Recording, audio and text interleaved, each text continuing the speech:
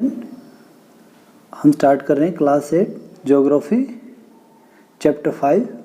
Chapter का नाम है इंडस्ट्रीज। तो देखिए, have you ever given a thought to the fact that the notebook you use for writing has come to you after a long process of manufacturing. क्या आपने कभी सोचा है जो आपके पास बुक है जिस पे आप लिखते हो वो कितने प्रोसेस के बाद आपके पास पहुंचती है। It started its life as part of a tree. इसकी शुरुआत एक पेड़ से हुई थी। इट वॉज कट डाउन, उस पेड़ को काटा गया। And transported to the pulp mill, उसके बाद उसे पल्प मिल में ट्रांसपोर्ट किया गया। There the wood of the tree was processed and converted into wood pulp.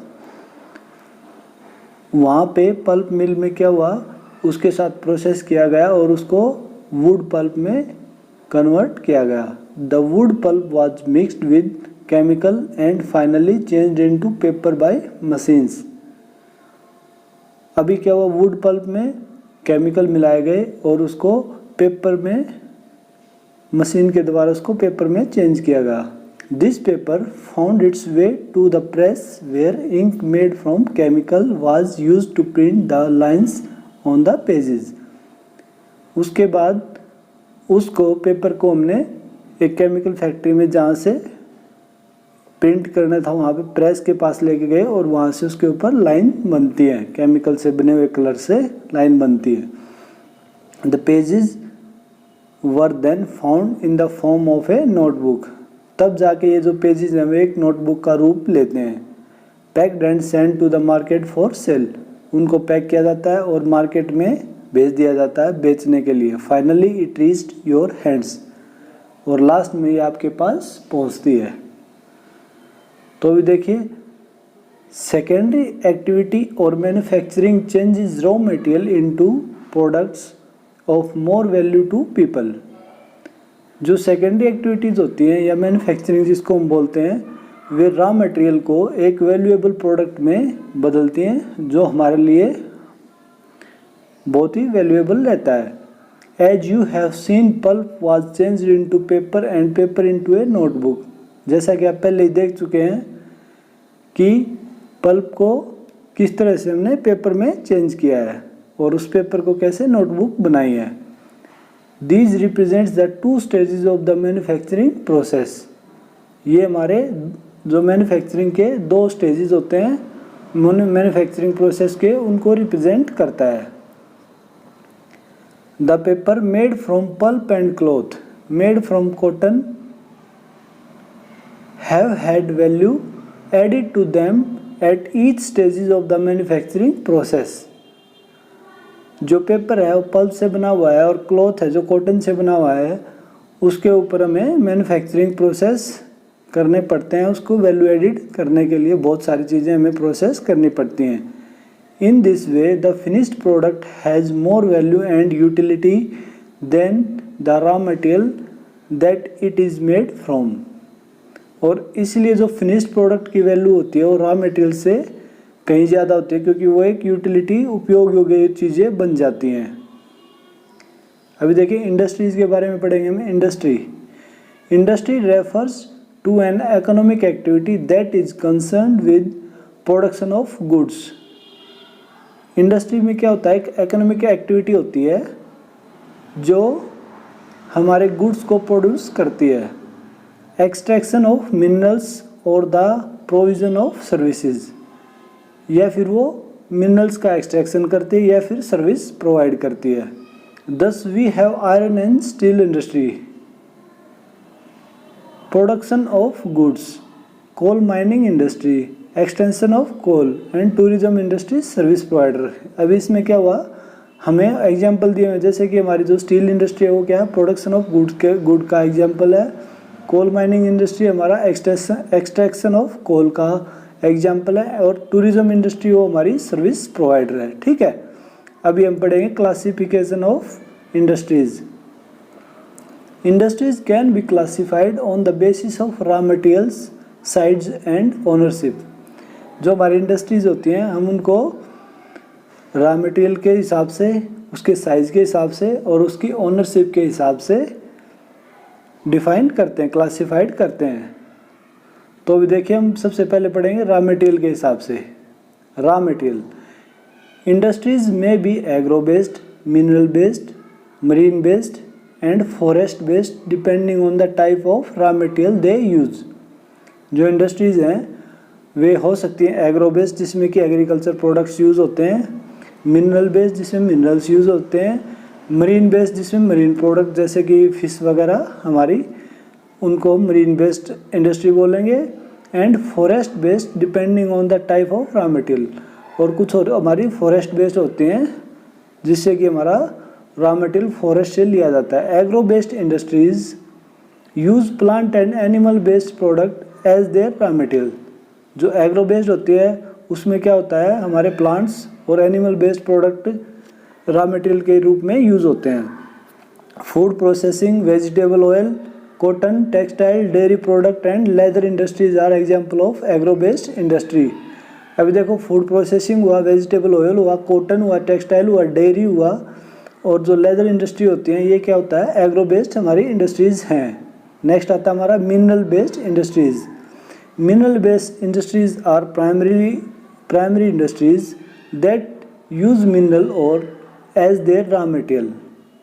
अभी मिनरल बेस्ड इंडस्ट्री में क्या होता है, हमारा रॉ मटेरियल मिनरल को हम खनिजों को यूज़ करते हैं। The products of this industries feed the other industries. Iron made from iron ore is the product of mineral based industry. जो इस तरह की हमारी इंडस्ट्री होती है दूसरी इंडस्ट्री को फीड करते हैं। फीड यानी कि वहाँ से हमारी सप्लाई जाती है, कुछ चीज़ें हम बनाते हैं जिससे कि वे दूसरी इंडस्ट्रीज चलती हैं। जैसे आयरन ओर से हम आयरन बनाते हैं तो ये एक मिनरल बेस्ड इंडस्ट्री का उदाहरण है। This is used as raw material for the manufacture of a number of other products such as heavy machinery, building material and railway coaches. तो क्या है, इस रॉ मटेरियल से हम बहुत सारे दूसरे मैन्युफैक्चर करते हैं, जैसे नंबर ऑफ प्रोडक्ट्स बनाते हैं, जैसे कि हैवी मशीनरी होती है हमारी आयरन से बनती है, बिल्डिंग मटेरियल बनते हैं हमारे, रेलवे कोचेज हमारे लोहे से बनते हैं। तो इस तरह से जो हमारी मिनरल बेस्ड इंडस्ट्री हैं इनसे हमारे ऐसी ऐसी चीज़ें बनती हैं। नेक्स्ट आता है हमारा marine based industries. Marine based industries use product from the sea and ocean as raw material. जो मरीन बेस्ड इंडस्ट्रीज होती हैं वो रॉ मटेरियल में मरीन बेस्ड प्रोडक्ट को यूज़ करती हैं, ठीक है। इंडस्ट्रीज प्रोसेसिंग सी फूड और manufacturing fish oil are some example. जो सी फूड की इंडस्ट्रीज़ हैं और जो फिश ऑयल की इंडस्ट्रीज़ हैं मैन्युफैक्चरिंग करती हैं वे हमारी मरीन बेस्ड इंडस्ट्रीज़ होती हैं। नेक्स्ट आता है हमारा forest based industries. Utilise forest produces as raw material. जो फॉरेस्ट बेस्ड इंडस्ट्रीज़ होती हैं हमारी वे क्या होती हैं, जो फॉरेस्ट के रॉ मटेरियल होते हैं उनको यूज़ करती हैं। The industries associated with forest are pulp and paper. जो फॉरेस्ट से जुड़ी हुई इंडस्ट्रीज़ हैं वे पल्प और पेपर की होती हैं। फार्मास्यूटिकल होती है, जैसे कि दवाइयों की इंडस्ट्री होगी, फर्नीचर होगी और बिल्डिंग्स होगी। तो ये चीज़ें हमारी क्या है, फॉरेस्ट बेस्ड इंडस्ट्रीज़ हैं। अभी आता है हमारा साइज़। साइज़ के हिसाब से हम इंडस्ट्रीज़ को कैसे डिवाइड करते हैं। It refers to the amount of capital invested. Size में क्या करते हैं हम कि कौन सी इंडस्ट्री में कितना अमाउंट कैपिटल हमने इन्वेस्ट किया है, नंबर ऑफ पीपल एम्प्लॉयड, कितने आदमी वहाँ पे काम कर रहे हैं, एंड वॉल्यूम ऑफ प्रोडक्शन, उसका प्रोडक्शन कितना है। Based on size industry can be classified into, और साइज़ के हिसाब से हम इंडस्ट्री को कितने क्लासीफाई कर सकते हैं, small scale and large scale industries में। कॉटेज और household industries are a type of small scale industry. जो कॉटेज इंडस्ट्री होती है, जो हाउस होल्ड इंडस्ट्रीज होती है, जो घर में काम करते हैं, उनको हम स्मॉल स्केल इंडस्ट्रीज बोलते हैं। Where the product are manufactured by hand. यहाँ पे क्या होता है, जो भी काम होता है हाथ से ही होता है। बाय द आर्टिसंस, वहाँ पे कारीगर बैठे रहते हैं और हाथ से काम करते हैं। Basket weaving, pottery and other handicrafts are example of cottage industry. और बास्केट वीविंग का और जो पोट्री का काम है, हैंडीक्राफ्ट बनाने का, वे हमारे कॉटेज इंडस्ट्रीज़ में आते हैं। Small scale industries use lesser amount of capital and technology as compare to large scale industry. जो स्मॉल स्केल इंडस्ट्री उसमें लेस कैपिटल यूज़ होता है और लेस ही टेक्नोलॉजी यूज़ होती है। That produces large volume of products, investment of capital is higher than the technology use in superior in large scale industry. और जो लार्ज स्केल इंडस्ट्री होती है उसमें क्या टेक्नोलॉजी ज़्यादा यूज़ होती है और इन्वेस्टमेंट भी ज़्यादा यूज़ करते हैं। Silk weaving and food processing industries are small scale industries. जो सिल्क वीविंग है और फूड प्रोसेसिंग इंडस्ट्रीज हैं वे हमारी स्मॉल स्केल इंडस्ट्रीज में आती हैं। Production of automobiles and heavy machinery are large scale industries. जो हमारी ऑटोमोबाइल्स की कंपनीज हैं और जो हमारी हैवी मशीन्स बनाती हैं उनको हम लार्ज स्केल इंडस्ट्रीज बोलते हैं। अभी हम आते हैं ओनरशिप पे।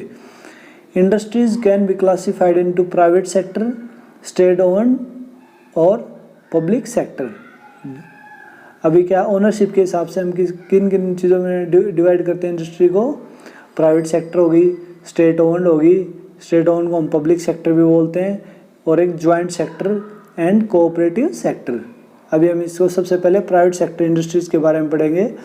Private sector industries are owned and operated by individuals और ए ग्रुप ऑफ इंडिविजुअल्स। जो प्राइवेट सेक्टर की इंडस्ट्रीज होती हैं वो किसी एक आदमी के द्वारा चलाई जाती हैं या ग्रुप ऑफ इंडिविजुअल्स, मतलब 2-4 आदमी मिलके उनको चलाते हैं। The public sector industries are owned and operated by the government. जो पब्लिक सेक्टर इंडस्ट्रीज होती हैं वो सरकार चलाती है उसको, such as HAL Hindustan Aeronautical Limited. जैसे HAL हुआ, ये बड़ी बड़ी कंपनियां जितनी भी हैं गवर्नमेंट ओन्ड है। The Steel Authority of India Limited, Steel Authority of India भी आपकी पब्लिक सेक्टर इंटरप्राइजेज है। Joint sector industries, joint sector industries are owned and operated by the state and individual और ए ग्रुप ऑफ इंडिविजुअल। जो joint sector हमारी industries होती है वे क्या होती है, उनमें कुछ हिस्सेदारी इंडिविजुअल्स की होती है और कुछ हिस्सेदारी सरकार की होती है। मारुति उद्योग limited is an example of joint sector industry. जो मारुति उद्योग लिमिटेड है वो हमारी ज्वाइंट सेक्टर इंडस्ट्री का एक उदाहरण है। नेक्स्ट आता है हमारा cooperative sector. Cooperative sector industries are owned and operated by the producers और सप्लायर्स ऑफ रॉ मटेरियल। जो कोऑपरेटिव सेक्टर इंडस्ट्री होती हैं वे किन के द्वारा ओन की जाती हैं? जो सप्लायर्स होते हैं और जो रॉ मटेरियल को सप्लायर करते हैं और प्रोड्यूस करते हैं ना, उनको हम कोऑपरेटिव इंडस्ट्रीज बोलते हैं। जैसे हमारे किसान एक साथ मिलकर कोऑपरेटिव सोसाइटी बना लेते हैं, इस तरह से वे उनको हम कोऑपरेटिव सेक्टर बोलते हैं। जैसे कि देखो, Anand milk union limited and Sudha dairy are a success stories of cooperative ventures. अभी देखो, आनंद मिल्क यूनियन हुआ और सुधा डेयरी हुआ, ये कुछ ऐसे कोऑपरेटिव वेंचर्स हैं जिनके स्टोरीज काफ़ी अच्छी हैं। तो इस तरह से कोऑपरेटिव सेक्टर की हमारी जो इंडस्ट्रीज़ हैं इस तरह से बनती हैं। नेक्स्ट आता है हमारा factors affecting location of industries. अब देखो कौन कौन से फैक्टर हमारे इंडस्ट्रीज़ को लोकेशन में महत्वपूर्ण होते हैं। सबसे पहले हमारा ट्रांसपोर्ट, हमें ट्रांसपोर्ट, वहाँ पे कच्चा माल आएगा उसको लेके जाने के लिए, वापस वहाँ से फिनिश्ड गुड को वापस लेके जाने के लिए, तो इसलिए हमें सबसे पहले ट्रांसपोर्ट चाहिए।